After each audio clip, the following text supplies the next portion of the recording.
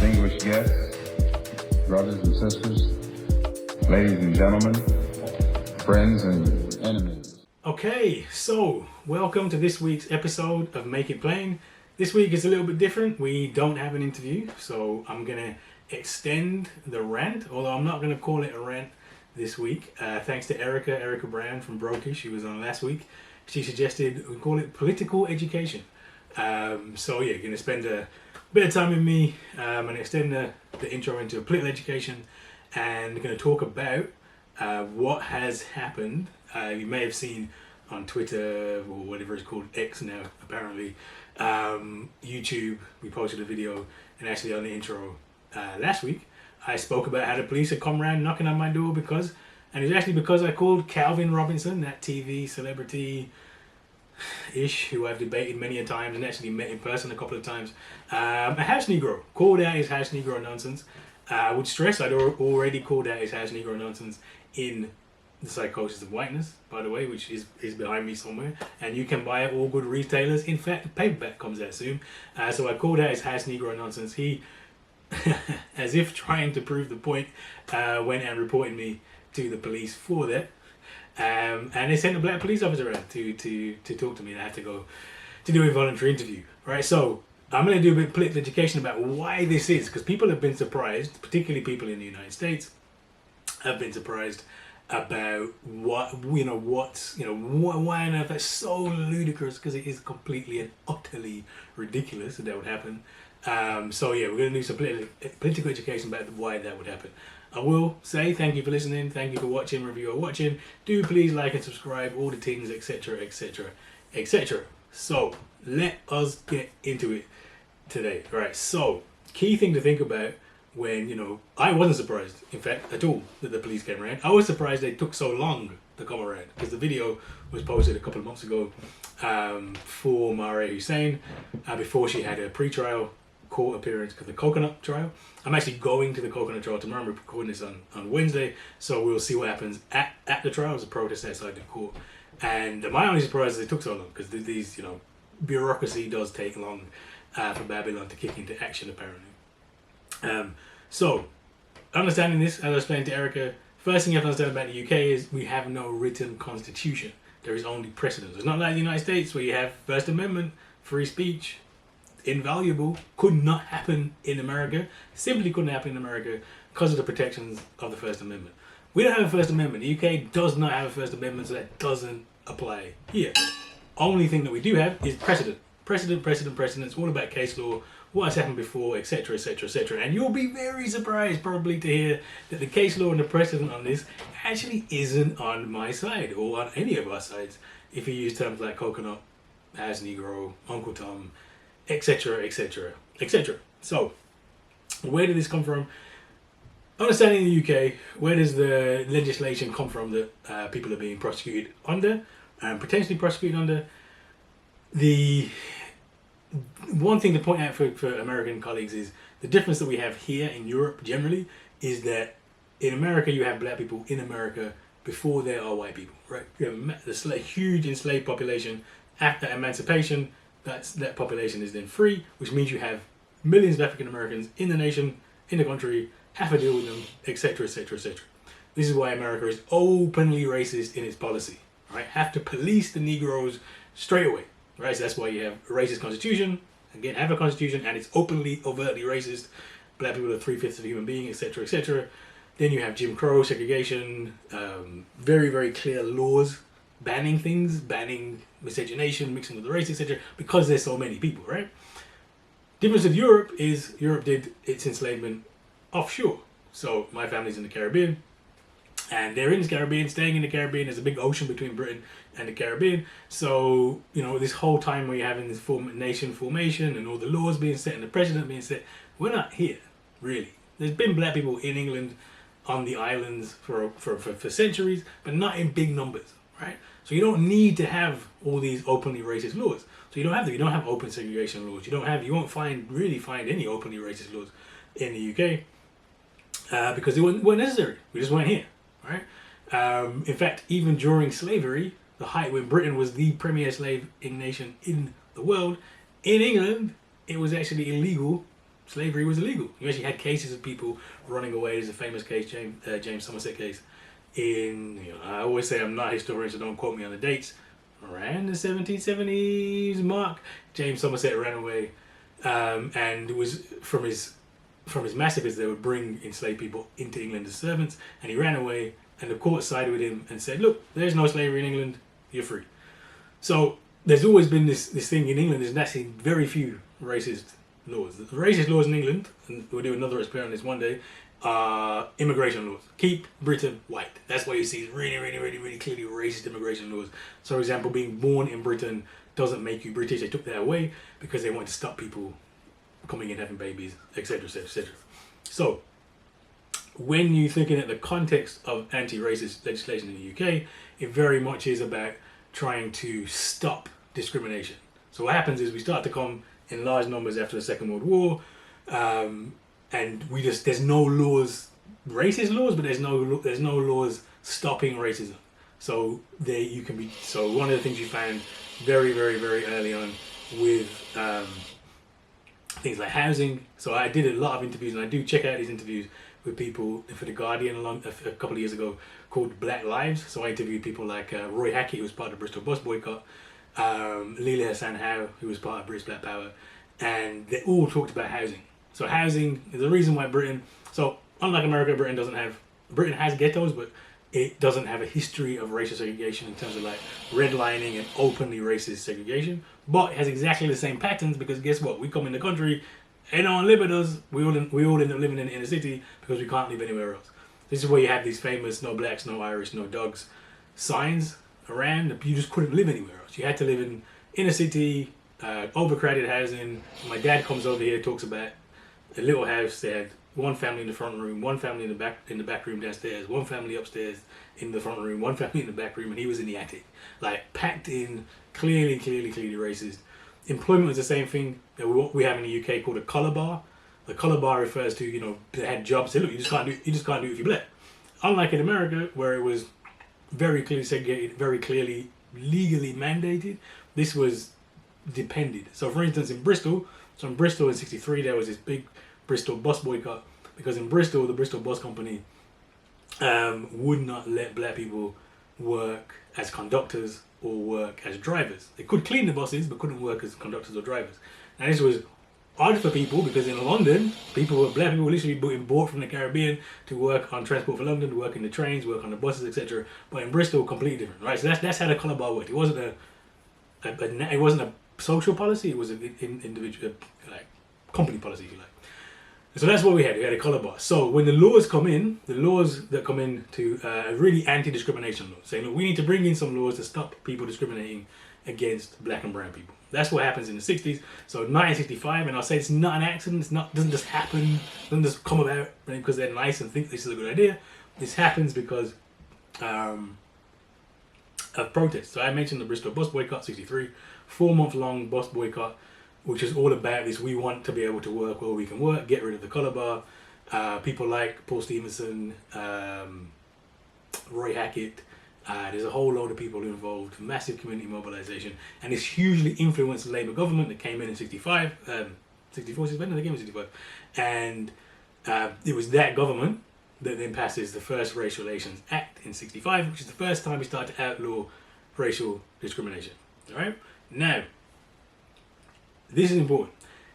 These are laws that really set the precedent for all of this, and they had really good intentions. And in fact, my mother worked for the Commission for Racial Equality. Kehinde Andrews worked for the Commission for Racial Equality for decades and did some really good work. Right, so they took these laws and they went in and they prosecuted companies. They prosecuted companies. They made sure people were hiring fairly. They did loads and good work came from this. So there was an Act in 65 that was about public accommodation, so like in pubs, etc., etc. Then in 68, it was about employment and housing. Took till 76 to be about the police and indirect discrimination, but eventually got there. Now, these laws, they did a lot of good. I wouldn't be where I am without these laws. Let's just be real. You wouldn't have no professor of black studies in university unless they said you couldn't discriminate against black people to work in university, right? This hugely changes the framework because now we can work in places, we can, I mean, it doesn't really change racial segregation too much, but in theory it could do. But you know, there's lots and lots of good intentions, and it does lots and lots of positive things. But I always say to this, and Kimberly Crenshaw doesn't like it when I say this, but I'm not really a critical race theorist. I always say critical race theorist. I like a lot of the theory, and one of the quotes I always use is from Derek Bell, where he says, "What we designate as racial progress is not actually progress. It is a what does he say? Oh, you know, I only have half the quote written down in front of me because usually I can remember it off the top of my head. What we designate as racial progress is not actually progress. It's essentially a perversion. It's a reinstatement in a much more perverse form, right? So we think these laws are progress, and they do some good things, but actually they also do some really bad things at the same time, right? Now, in two ways, the precedent for racial discrimination law is hugely problematic. One, individualizes racism. So it says race discrimination, discriminatory acts. You have a discriminatory employer. You have a discriminatory, somebody's discriminating against you for housing. Someone is calling you a nigger. That's an individual act. And we can criminalize that individual act. We can sanction that individual act. And that will stop you being racist, and racism will dissolve away. Right? That's the fundamental principle of these acts. Like I said before, it's not till 76 it starts to be about indirect racism. It's not till 2000 really. So after Stephen Lawrence is killed, racist attack in the 90s, and the police bungle the inquiry because they assume he's a gang member. They don't investigate properly, and the people have got away with it for years and years and years.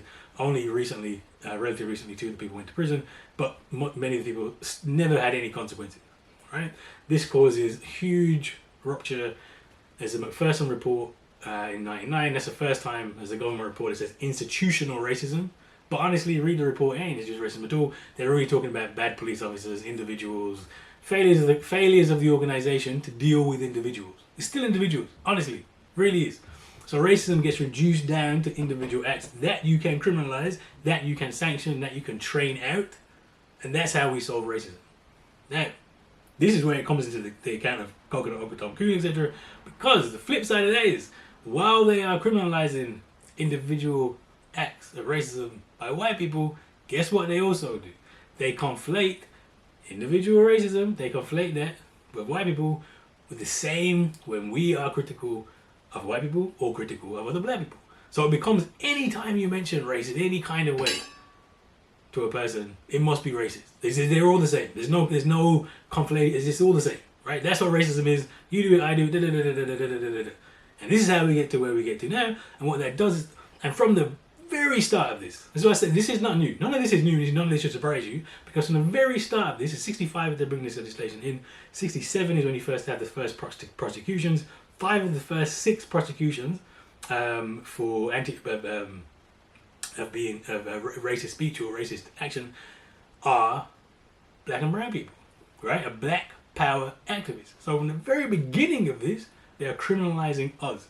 Roy Saw, who was a Guyanese black power activist, who was part of the Universal Coloured People's Association, he was one of the first people. So he went down to Speaker's Corner in London and he gave these speeches, and there's a police officer there taking notes while he's giving this speech in 67. And they say the speech was, I'm going to read what it said. It said the speech was anti-Semitic, anti-Irish, misogynistic views of white women, homophobic, calls for violent retribution against white people, and apparently described white people as with various pejorative terms throughout. Right, so being mean to white people becomes the same as racial slurs against black people from white people, right? And so very early on, criminalizing us. 5 of the first 6. So he is Roy Saw actually goes to prison for 8 months, right? 8 months in prison sentence for giving a speech, which is all basically, by the way, all of this is from police notes. And the reason we know this is because police had a special branch. There was a special Black Power desk which came out through research. There's Robin Bonsonfield, who did a book on Dark as How called Renegade. Showed did lots of work on this in the National Archives. You go to the National Archives, you can see some of the stuff on the Black Power desk. Again, unlike America, these aren't sealed. The Official Secret Act keeps these sealed for, indefinitely. So it took a lot of pressure and work to get these unsealed. So they're not all unsealed, only some of them are. And what we know is there's a special Black Power desk which was dedicated to infiltrating Black Power in the Met. And from that, these officers taking these notes, and people just disagree with what actually was said, but we have the officers' notes, and obviously the police don't lie. We know the police don't lie. Police are always right, and that's what gets put. And he gets sentenced to 8 months for this. 8 months earlier, very first person, one of the very first people to be prosecuted under the act. So when we're talking about precedent, that's the precedent for this. So when you got police around my house for House Negro, you should not be surprised. When you got Marieha Hussain for Coconut, you should not be surprised, because the precedent, 67, is set very, very, very clearly. Also, Michael X. Michael X is probably the pound shop Malcolm X. Maybe not pound shop, maybe dime store Malcolm X. I don't even know what you want to call it. There's a whole nother, maybe we'll do a whole nother explainer on the problems of Michael X. My dad actually knew him, and the only story he had of him was he went down to what they called the Black House, and Michael X sat there eating his big cake all by himself and didn't share it. And this really put my dad off. So I don't know. I'm sure there's much more interesting stories about Michael X. But anyway, Michael X is also prosecuted under the act. Although 68, we have Rivers of Blood speech from Enoch Powell, one of the most divisive, the most racist speeches in British political history. Talks about wide-grinning pickaninnies scaring white ladies, just racial bloodshed and war. It's terrible, terrible speech. That doesn't come under the act, obviously, but Michael X does. And aside, because I thought you might like to know this, Michael X's organisation was called the Racial Action Adjustment Society, or RAS. I mean, yeah, somebody's got to laugh at people. That is a great name. I mean, we should bring back RAS. So everybody should bring back RAS.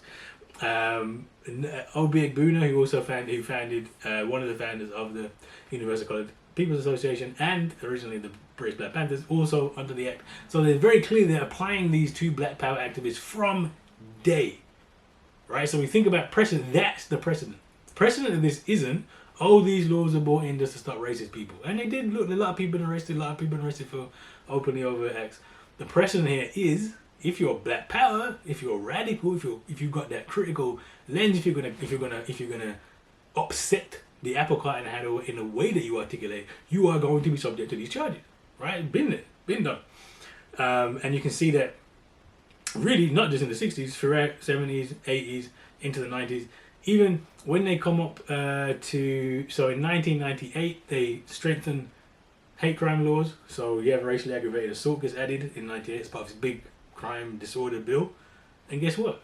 Next year, Andrew Wilson is prosecuted for calling the police white trash. Calling the police white trash gets prosecuted, right? That's what we're talking about. That's the level to which this has been reduced to. If you just say white, if you just put white in front of it, da da da. And I've actually had, so one of the things I've seen in the last past year is, I've been asked to be expert witness on cases. And just seeing the nonsense. A police officer was arresting somebody, and what did they call him? A white pig. Yeah, the guy in black, I called him a white pig, and he charged him. Right? I mean, really, really utterly insane. Insanity, right? You charge him with a white pig. That's not a crime. That's clearly a political statement, right? You got the coconut people charging people for coconut. You got people charging people for coon. You got people charging all of these things, and we think that these are somehow. Oh, how can that be? How can that possibly be the case? You're charging people with this stuff, but actually, that is the precedent. That's the legal precedent in England and Wales. So we shouldn't be surprised this is happening at all. Again, what we designated racial progress is not actually progress. It is a continuation in a particularly perverse form. A particularly perverse form that will get people losing their jobs, that will get people incarcerated, that will further add to black and brown people being incarcerated. Right?